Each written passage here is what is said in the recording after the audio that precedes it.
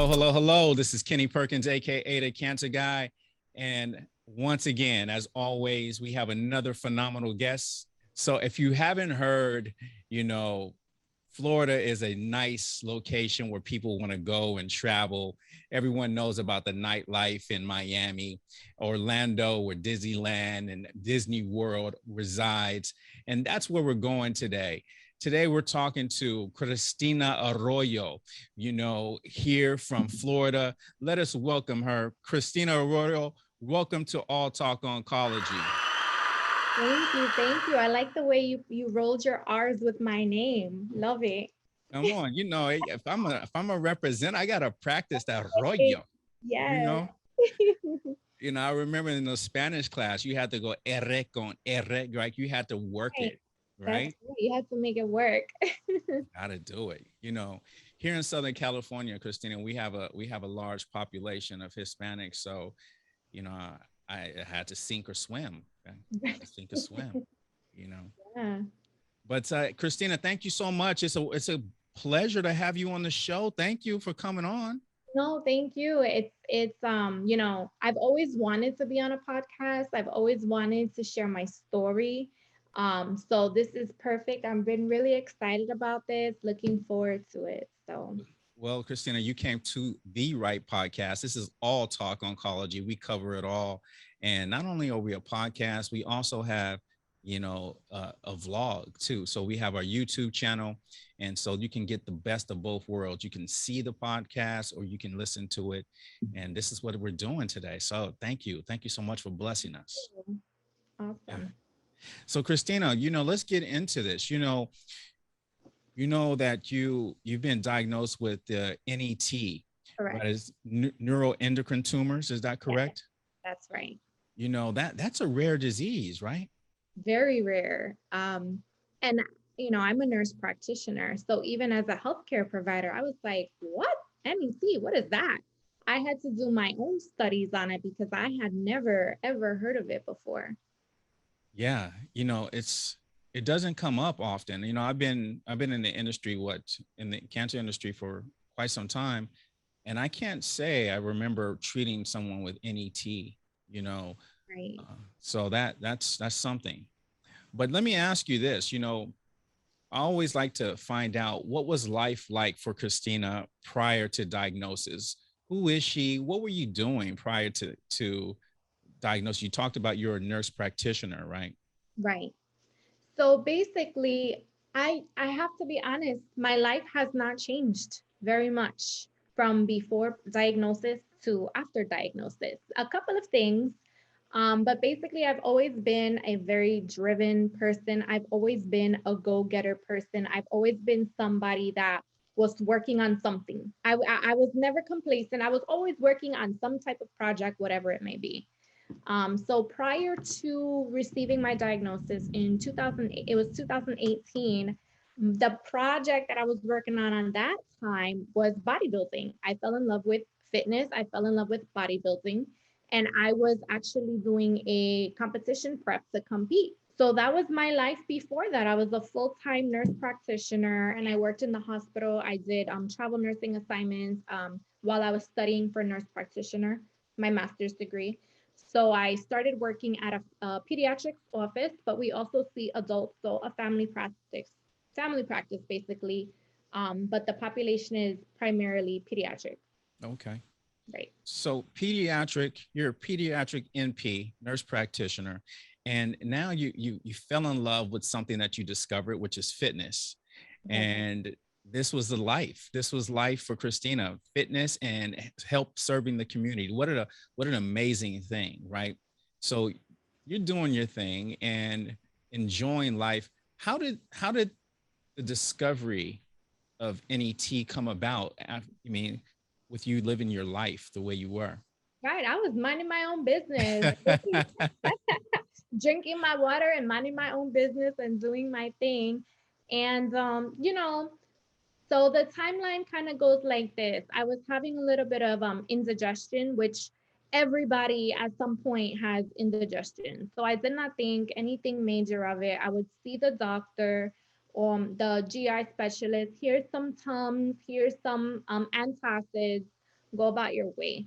But it was like continuing to be a problem. Like I wasn't digesting food properly. So I had a couple of endoscopies and ultrasounds, and nobody said this. Oh, you have acid reflux. Cut down on spicy foods. I'm Puerto Rican, so I was like, okay, maybe I'm having too much rice and beans and too much sofrito in my too much pique in my food, hot sauce. So, try to cut down on certain types of foods that may alter your digestion. Okay, fine. So it was actually a nurse practitioner, and she ordered an ultrasound, an abdominal ultrasound. And because of my experience with doctors just telling me to take an antacid or, I kind of just put that ultrasound order somewhere under the bed and forgot about it. I'm like, I'm not going to waste my time. And 6 months later, I was very surprised. She called me and was like, "Hey, I noticed that you never did that ultrasound." And I'm like, "Well, it's fine." And I said, "Okay, I guess to appease her, to be a good patient, let me be compliant and do what she ordered for me." So I did the ultrasound, and then like they called me right away that I needed to come in. And I'm like, "What?" And they said that there were some spots on my liver that were a little bit suspicious. I needed to have an MRI. Okay, fine. So I went again. I was like, this is strange. Let me just obey. I went and had the MRI done of my abdomen. And then again, they called me, you need to come in right away. So I went to my PCP, and they're like, you have these lesions on your liver. So because I have a medical background, now I'm starting to, now the wheels are spinning. Like, what? Lesions on my liver? Like nobody has ever said anything to me before. I'm young. At this point, I was 30. I was about a month away from turning 31. So I was 30 Mm. years old. I'm like, I'm a healthy person. You know, I don't drink alcohol. I don't like alcohol. So my liver should be in tip top shape because I don't do drugs. I don't drink alcohol or anything like that.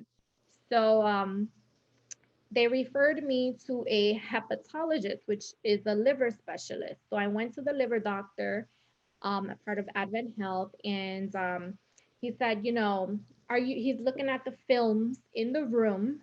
I was with my mom. My mom came with me. She's a nurse also. Okay. And it's always, I always had somebody with me in case I don't retain what they're telling me because I'm so confused by the bigger picture. It's always good to have somebody. What a gem, Christina. Thank you for bringing that up, because sometimes, we can't pay attention to all of the details. Okay. And so having someone there as a second ear is Exactly. amazing, right? Thank you for Right. bringing that up. Yes. So my mom was there with me, and I just never forget the doctor was looking at the films, and he said, "Are you sure you've never had cancer before?" And I'm like, "I'm pretty positive that I'm pretty positive that I've never had cancer. I'm sure that's something that would be in the forefront of my medical record if that was the case. I'm pretty positive."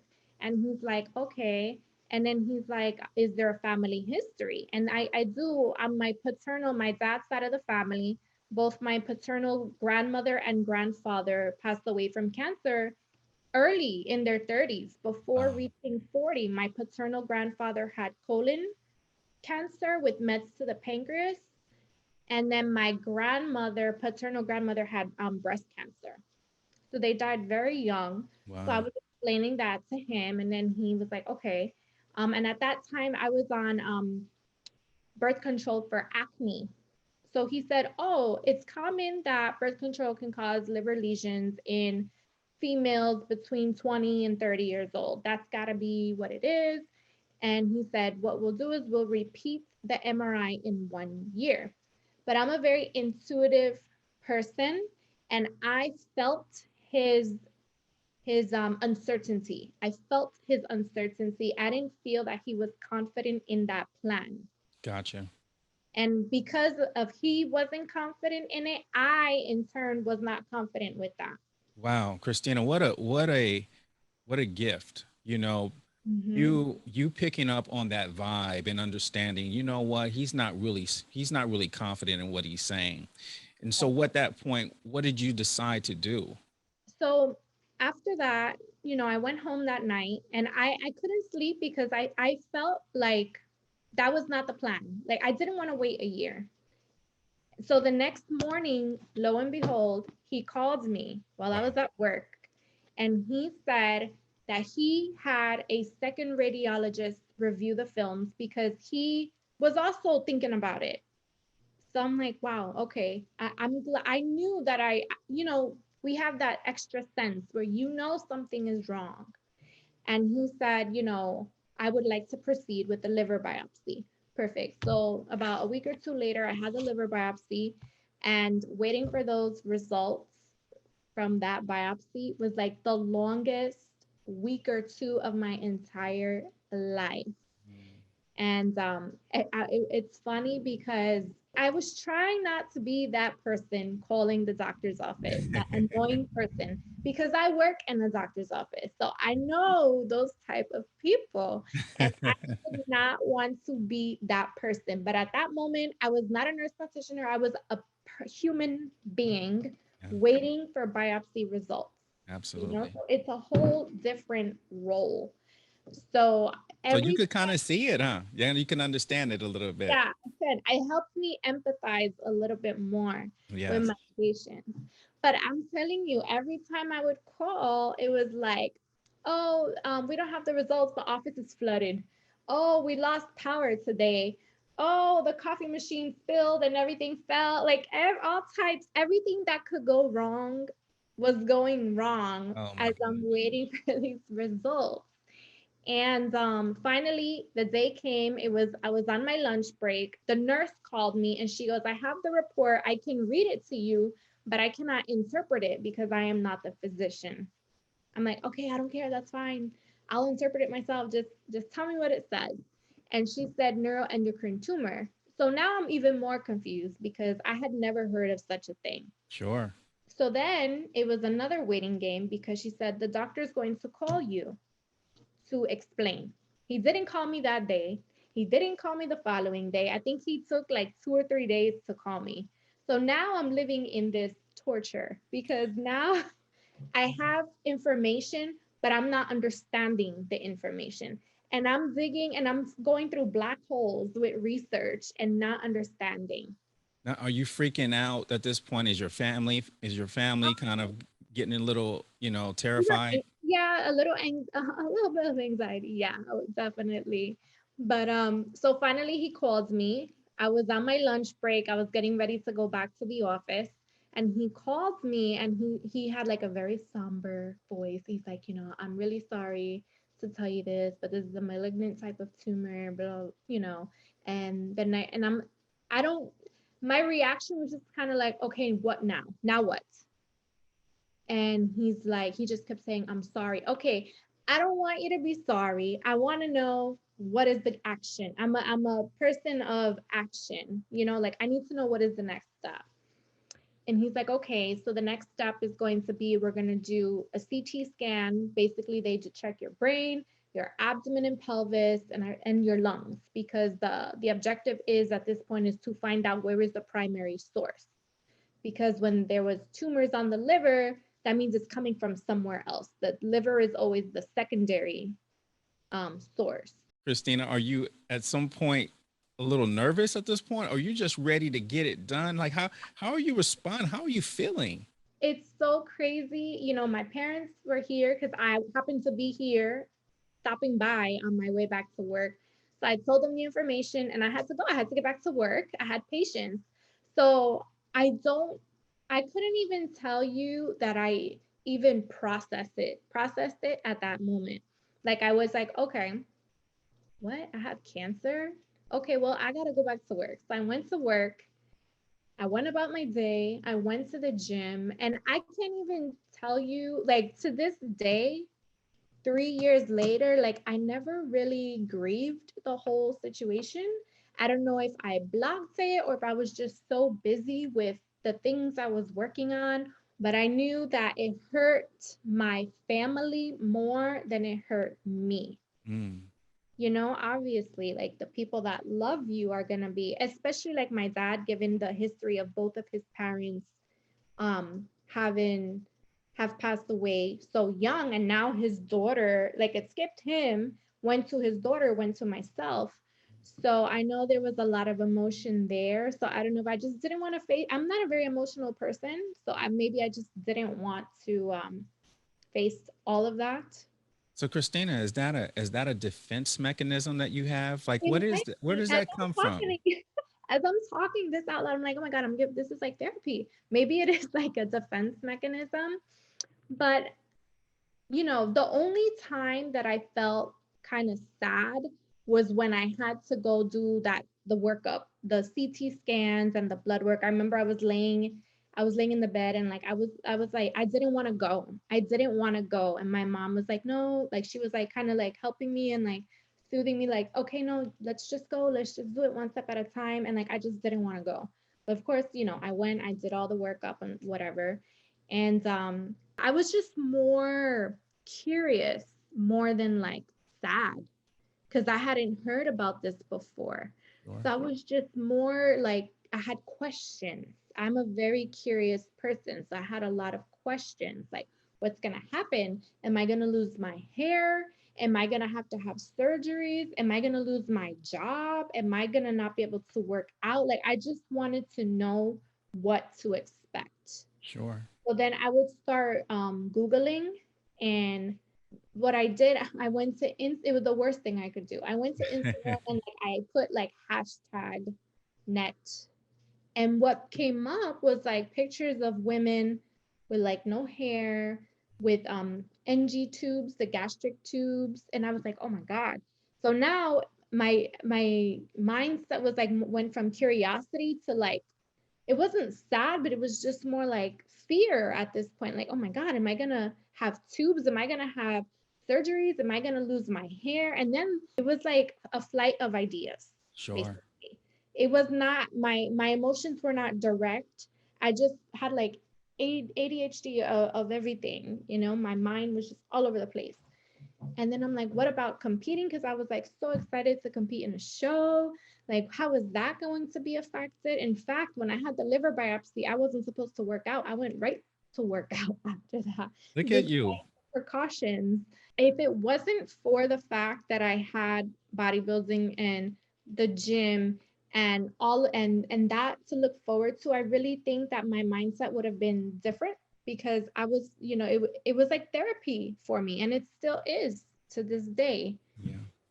When you get diagnosed with a horrific disease as cancer, you know, you don't know how you're going to respond, right? Right. It's shocking. So one of the things I know listening to you, everyone else was emotional, but you weren't. And so I No, was trying, I wonder what emotion were you feeling? it was, I think, I don't know if it was just curiosity. I was just like confused Mhm. also. Confusion. I was like, what have I ever done to anybody? Like what? I have been healthy my whole life. So then I became like a detective. I went back to all of my medical records like years and years prior. I had an appendectomy back in like I don't know, 2015.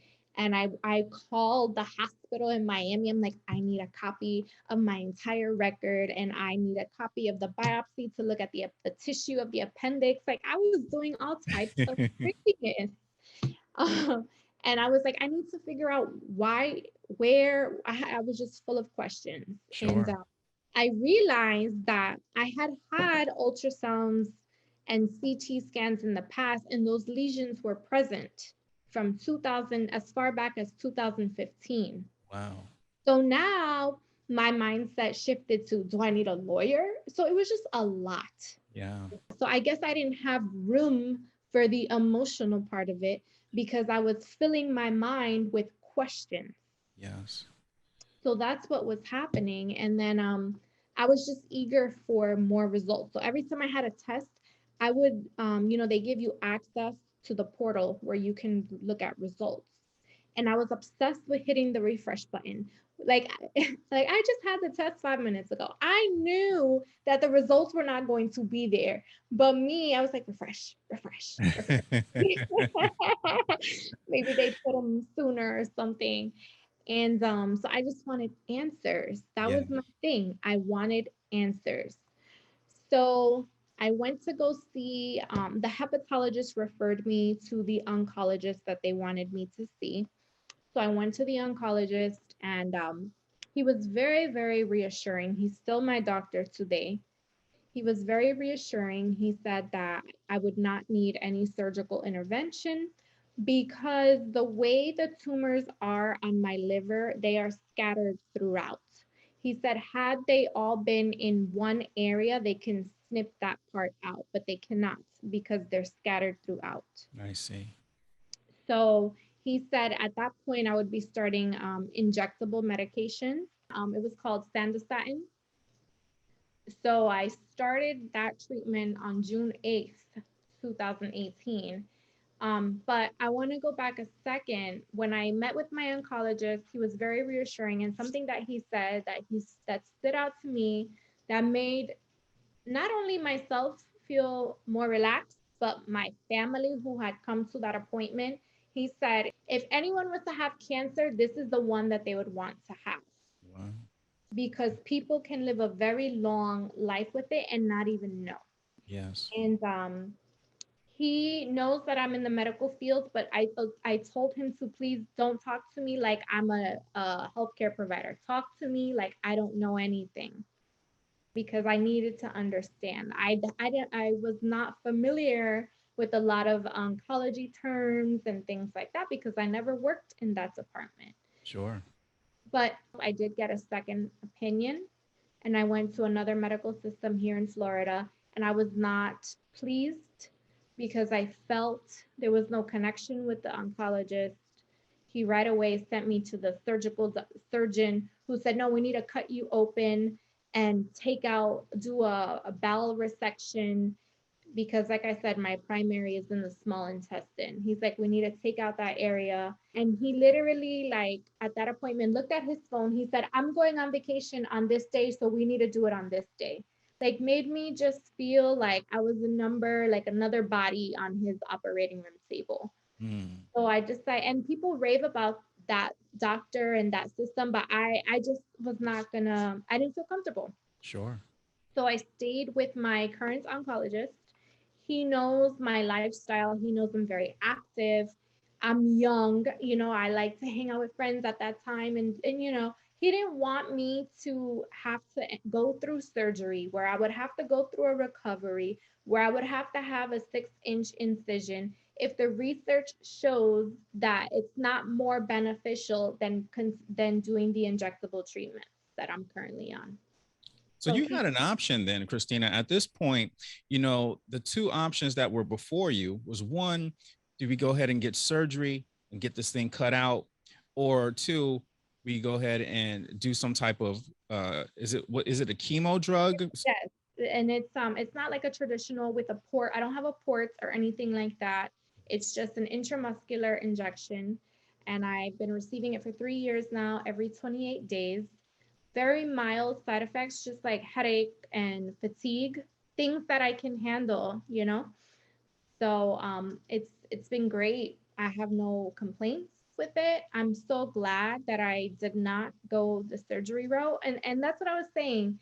My oncologist, he got to know me as and what type of life I live, versus somebody has no idea what my life is like and telling me go get a surgery.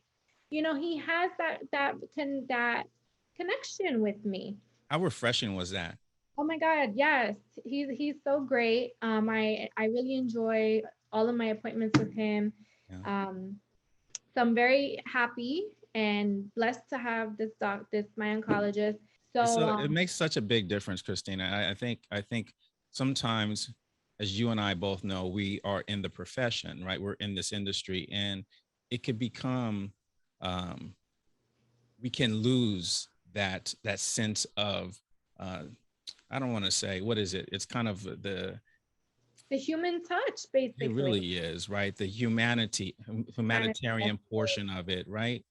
And so when you have someone with good bedside manners that really takes an interest in you and understands what you're doing, it makes a world of difference, huh? absolutely. And every visit he's always asking, "You still lifting weights? When is your next Hmm. audition? When is your next show? So he knows me and my life, which is important to me. And all of this, I have translated it into my own practice as a nurse practitioner with my patients. I like to be thorough. I'm always scared I'm gonna miss something the way somebody missed all those years that I had those lesions on my liver. I never want a patient to experience that with me. And what a blessing. What a blessing for those that come to see you, to know that you've taken that extra step to make sure that things are okay with them. Right. One of the things I hear, Christina, from you is family is such an important factor. And as I was listening to you, in each of these appointments with the physician, your family was there. Yes. Talk about that a little bit. How important is family to you, and what does it mean?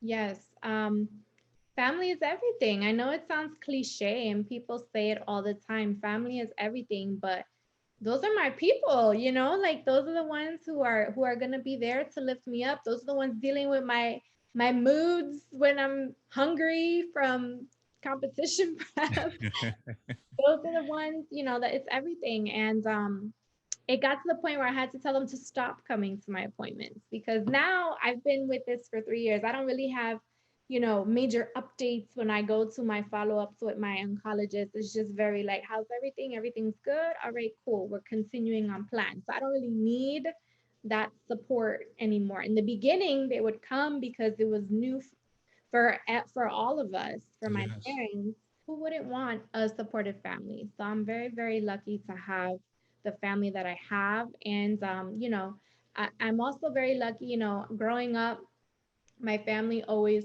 taught me to be strong, right? So, like if I was crying about something as a child, my dad would always say, oh, no, you don't cry when something goes wrong. You get a hold of your emotions and you fight and you got to be strong.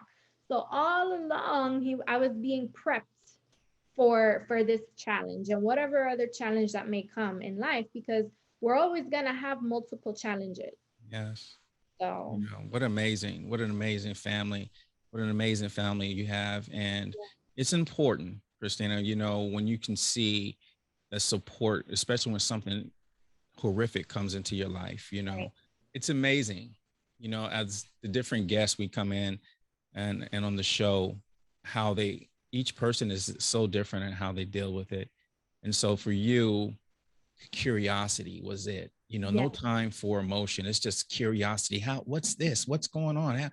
You know, and have you had time at this point to process what's going on with you? I have processed it, but I have not, because it's been going so well Yeah. and I haven't had any major setbacks.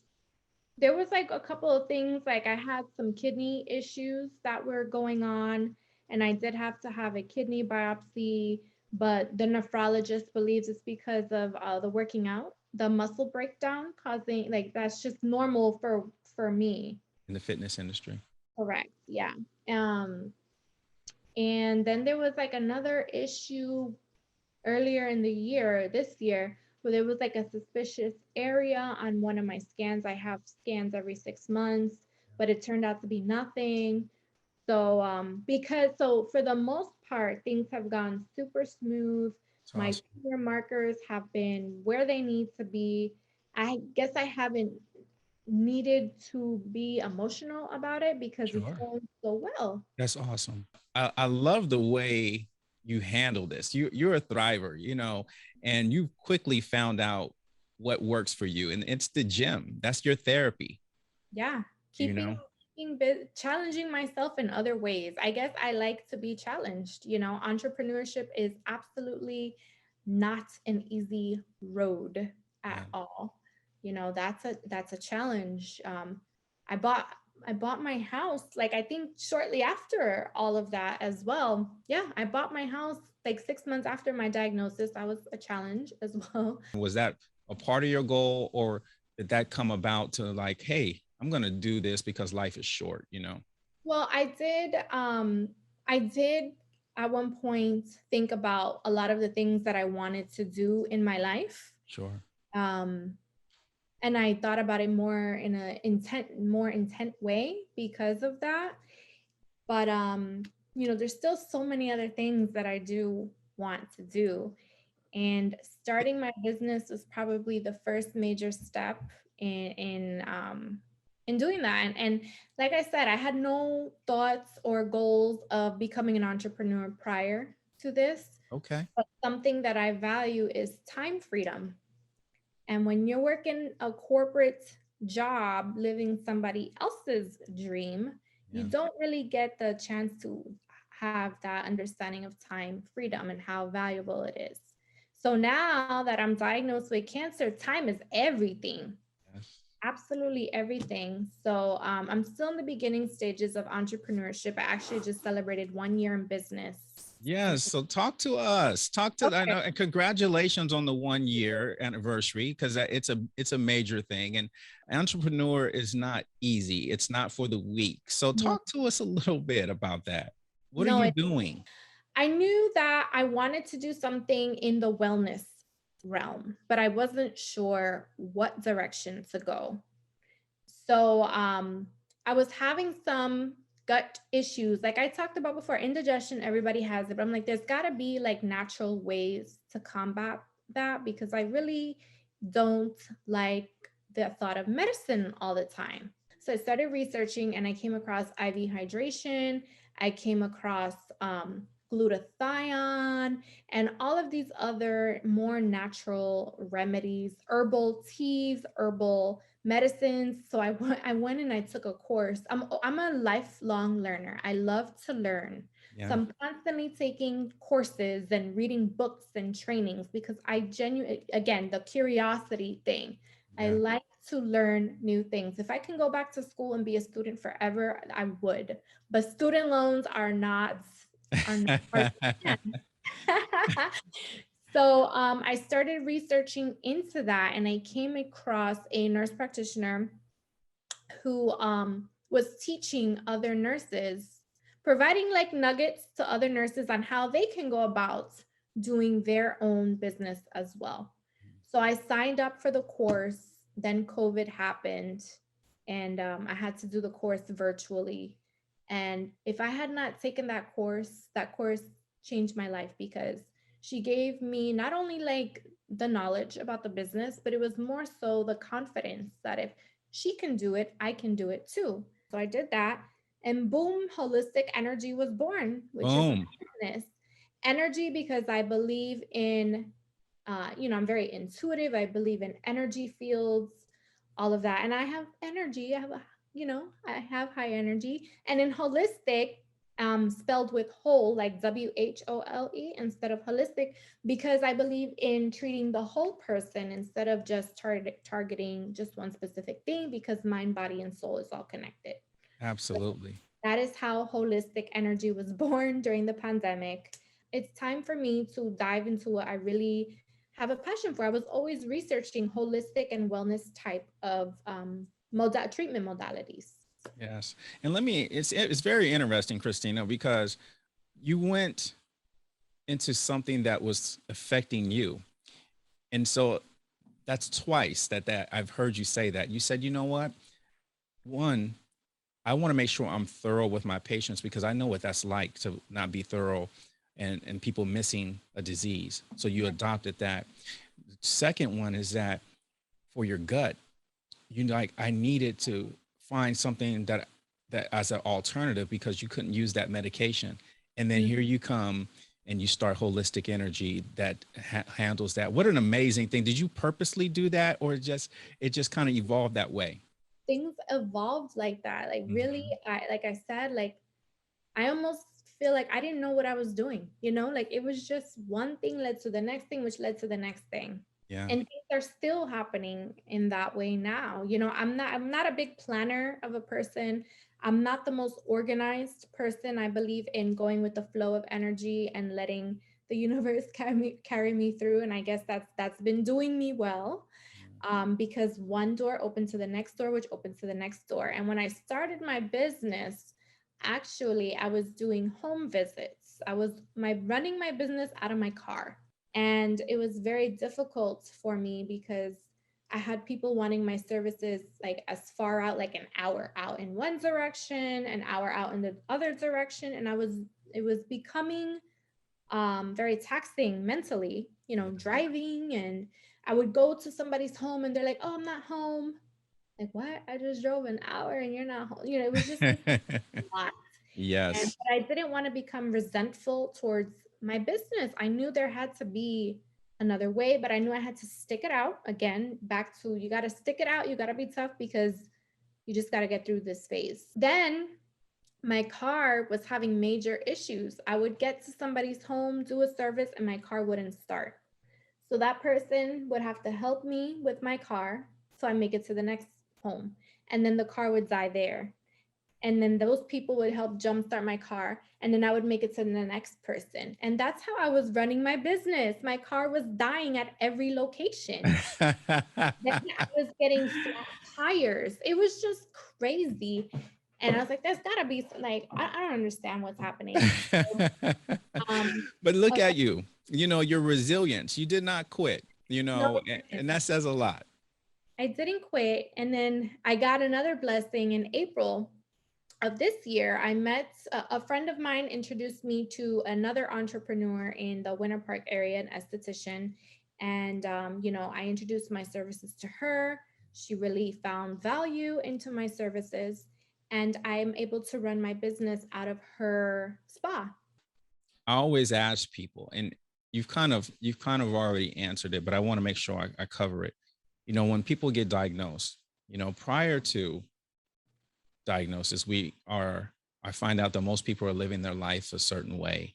Uh, Mhm. their lifestyle and the foods that they put into their body, uh, again, it's living a certain way. You know, I know that you're in the fitness industry, and so food is definitely something that you plays a major role in how you transform your body. Is that correct? Correct. 100%. And so, would you say that your business, the drips and the different um, vitamins and you know minerals and you know amino acids or whatever it is that you're doing in your business, that's a nutritional Right. supplement. Would you agree? Yes, because a lot of our diets don't give us the micronutrients that are necessary. Mm. So you know, my services fill in those gaps. Yeah. Christina, look at you. You're a thriver. No doubt you're a thriver for sure. Getting diagnosed with this and then not giving up, starting your own business. And through as we know, there's peaks and valleys in everything we do in life. And yet you stuck with it. You know, and getting back to, you know, what happened to you and having been diagnosed, sometimes people look and find other people with similar diseases. Right. Were you able to locate someone that you know was had similar diagnoses as you that you can bounce ideas from? So actually, my oncologist introduced me to one of his patients who was around my age. She was a little bit younger than I, from Brazil, here by herself with her husband. So he introduced us, and it was nice. We went out to dinner and just talked and got to know each other. And like, you know, they were here with no family. So I'm like, hey, you know, I have a whole big family here. Like, you can be a part of this. You know, why be alone going through this? But unfortunately, she did pass away earlier in the year. And you know, it's funny when you asked me if I ever had an emotional connection, that was probably the only time that I felt sad and I shed tears, is because I was like, wow, I just met her a couple months ago. She had texted me maybe a week or two prior to her passing away. She was just telling me that our doctor had changed her medication and if I had ever heard of it. And, you know, I said, no, I didn't. And then like 2 weeks later, she had passed away. So Right. sorry about that. Yeah. So that hit me a little bit hard because like she was so young, Yeah. you know, and like I just met her. And then through Instagram, actually, I met another young lady. She's also an entrepreneur, and she has the same condition as me. And we go back and forth on Instagram. And I think, yeah, we're about the same age. And, um, we bounce things back and forth. And it's nice to know that there's somebody else out there. Yes. Support group is an amazing thing, and you don't know how, sometimes you don't know who's going to come onto your team. Right. But it's interesting, right? How that happens. People you start to find each other. Mm-hmm. Yeah. Absolutely. And social media is powerful because that's a great place to find people with Yes. similar commonalities, for sure. So talk to us a little bit, Christina. How does You've gone through your treatments, or you're going through your treatments now? It seems like everything is stable, which is amazing. And I'm so happy to hear that. What is life like for Christina now? Life for me right now is I'm always busy, always on the run. So really, honestly, not much has changed. You prefer it that way? Yes, I can't sit still. I really am always on the go. My day starts at 4:15 every morning and ends at 8 p.m. every night. And, I find a lot of joy in the things that I'm doing. A lot of people are like, oh, when you need to rest. But I like waking up at 4:15. I go to the gym. I go to work. Because I'm in competition prep right now, it requires me to go to the gym twice a day. But normally I would not do that or encourage anybody else to do that. Because I am very that, close to my competition day. that double cardio is no joke, Oh huh? my gosh, yes. So that's where I'm at with that, and when I'm not working my full-time job, I'm at at the spa running my business, and that definitely brings me a lot of joy. And soon I'll be shifting gears once my competition season is over at the end of the year. I always have something going on. Yes. It sounds like it. That's what I'm saying. From 4 to 8 p.m. Yeah. So where do you find time for Christina? Because what I just listened to, what I just heard is that Christina's a giver. She's Mm-hmm. out from 4 to 8 p.m. and she's giving and she's giving and she's moving and she's shaking. And, as an entrepreneur, I get that. But when do you find time for Christina? Honestly, the gym time is my time. Like I enjoy waking up at 4 a.m. and going to the gym because I'm like, it brings me peace. It does. And the evenings, honestly, when I get home around 6:30, I don't scroll on my phone. I'm a reader. I love to read books. So my evenings, once I settle down and eat and get everything ready for the next day, I'm a podcast junkie. Like I listen to a lot of podcasts. I make it a point. I've been going strong for I think 2 months now. No social media after 6 p.m. I do not scroll. Because Okay. it's easy. Time flies when you're scrolling and you're clicking on that and you're like, oh wow. And let me click on this. And next thing you know, hours have passed. For sure. I just don't want that. That's too much bandwidth taking up my brain. So I I read a lot and I listen to a lot of podcasts. All Or Talk Oncology, shameless plug right there. All Talk absolutely, I Oncology. have listened to a couple of your episodes, absolutely. And not for nothing, I like Netflix. I like to binge watch Netflix. Yeah. Sundays are my rest days and I don't do anything. So Sundays catch me watching Netflix or watching TV, and I enjoy that. Or reading Yes. a book or going to the pool. In Florida, we can do that now in September. We can still go to the pool and catch some sun. But family time. So I do dedicate evenings to myself, Sundays to myself, and my gym time is my therapy. I look forward every day to going to the gym. Not the cardio that I don't look forward to, but I do enjoy going to the gym. Well, that's a beautiful thing. It seems like you have found ways to reward yourself and find time for Christina Yes. and to do your thinking. Do you get to think a lot when you're working out? What's Too much. Christina's mind like? Too much. All them tabs I have in my brain is crazy. My mind is definitely, I have a lot of ideas and a lot of different thoughts, but I try to channel things to be positive and what have you. Love that. Love that. It's so important. And I think sometimes, Christina, when you get diagnosed with something like this, it brings reality on what's really important in life, right? Would Right. you agree with that? Absolutely. Yeah. It puts a lot of things into perspective. I don't find myself complaining about little things that maybe I would have complained about before. Like if somebody's like, I have friends and stuff or people I know that would be like, oh my God, like I'm dying, my nose is runny, and oh, I'm gonna die. And I'm just like, girl, please. How many people wish that all they had was a runny nose? Yeah. But then I can't, I'm not gonna minimize somebody else's problems because mine are a little bit different. But you But have perspective, right? it puts Now, into perspective, absolutely. for sure. So, Christina, let me ask this question. For those that are listening in, what kind of advice would you give someone that's going through NET, that has NET, been diagnosed? A couple of things. Definitely do your research and be your own advocate. For like the example, the story that I mentioned earlier, the doctor telling me, oh, let's wait until next year. And I knew that deep down inside that that wasn't the right way to go. And I was going to call him anyway, but he calls me first. But if follow your intuition, follow your guts, because it is your body.